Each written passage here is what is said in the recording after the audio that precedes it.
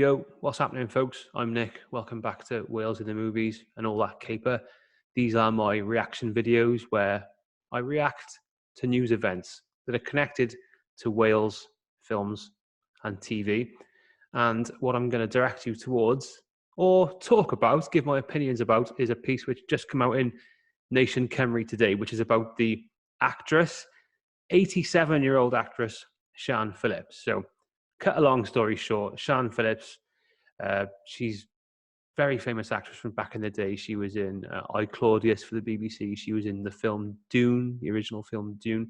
She was in Under Milk Wood, Welsh films like House of America, and maybe most famous for a one-time marriage to Peter O'Toole. So she's a fairly legendary, storied figure in the history of Welsh cinema and Welsh TV and Welsh thespianism. She was raised a Welsh speaker. She was born and raised in a Welsh-speaking part of Wales, and she's giving an interview to the Telegraph this week, which is probably due to her presence in the TV show Keeping Faith, where she has said she doesn't support Welsh independence. Okay. So I just want to say to people who are commenting and interacting with this story, remember, right, Sian's an 87-year-old woman. So among the many things I could say about that and how they relate to her opinions, remember, there's certain things which don't look good. It's not a good look to be piling on an 87-year-old woman, all right? So just consider that when you're talking. Remember also, if you're someone like me who supports Welsh independence, remember, this is a good thing, yeah? The Daily Telegraph, the Daily Tory Graph are now running stories, and regular news outlets are running stories and headlines relating to Welsh independence. This was unthinkable 5 and certainly 10 years ago. So the fact that they're even asking her and then printing her thoughts on it is a good thing. Yeah? Okay, so yeah, here's the article in Nation Cymru, and she says some interesting stuff, particularly with how it relates to storytelling and things like that. So she says that Shakespeare squeezed support for Welsh independence out of her.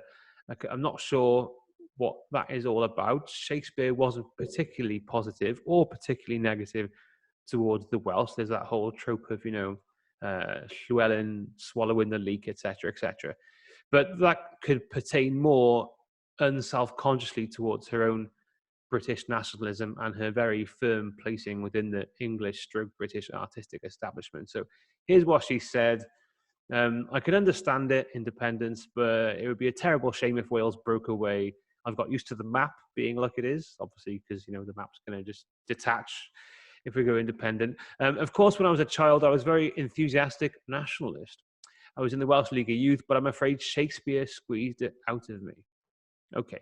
And there's other things she talks about, like having to speak Welsh again in her roles and the fact that she had to use Duolingo and stuff like that.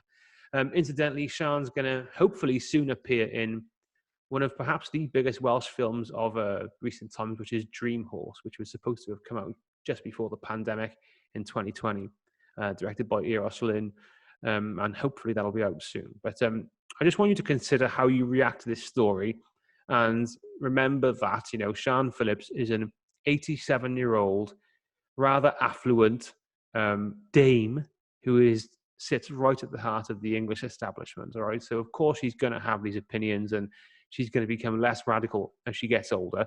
What I'm going to say for the final point on this is that if you're going to interact with this content, if you're going to make comments about what Sian has said, and I'm perfectly happy she said what she said. I find it interesting, and I think that we can react to it a certain way, which is not antagonistic. I want you to consider, if you're going to share and interact with this content, I'm going to point you towards other things you could also share and interact with, okay? Remember, Sian's an 87-year-old woman. Now, I would rather that you guys and us react with people like this. So this is Gavin Porter, who this week has made a series of short films supporting or talking about discussing Welsh independence. And just like this podcast here, who I'm going to point you to now, the Yes Yet podcast, which so far has been excellent. These are young people, right, who are making positive, diverse Welsh content, which are reflecting the views of young people. Now, young people, people from different backgrounds, people of different ethnicities, people of different languages, these are the people who we need to take Welsh independence, the fight for Wales to become a normal country. These are the people who are going to take it forward and make it normal. So the You Are You Yes Yet podcast, its first two contributors are this fella, Benji Wild here, and also we've got the Welsh athlete, Mika Moore, who appears in the other one of their initial podcast. Both are excellent bits of entertainment. They're showcasing young Welsh people from different backgrounds who are supporting Welsh independence. So if you're going to interact with the Nation Cymru article and other Facebook groups commenting about Sian, who's 87, you also got to consider that you need to be getting involved with these guys like Gavin Porter and the Are You Yes Yet podcast, okay? Because these are the positive, young representations and discussions about the Welsh independence movement that we need to be showcasing and supporting as much as possible with your social media thumbs. I'm Nick, this is Wales in the Movies, and I'm going to say ta-ra now. Ta-ra now.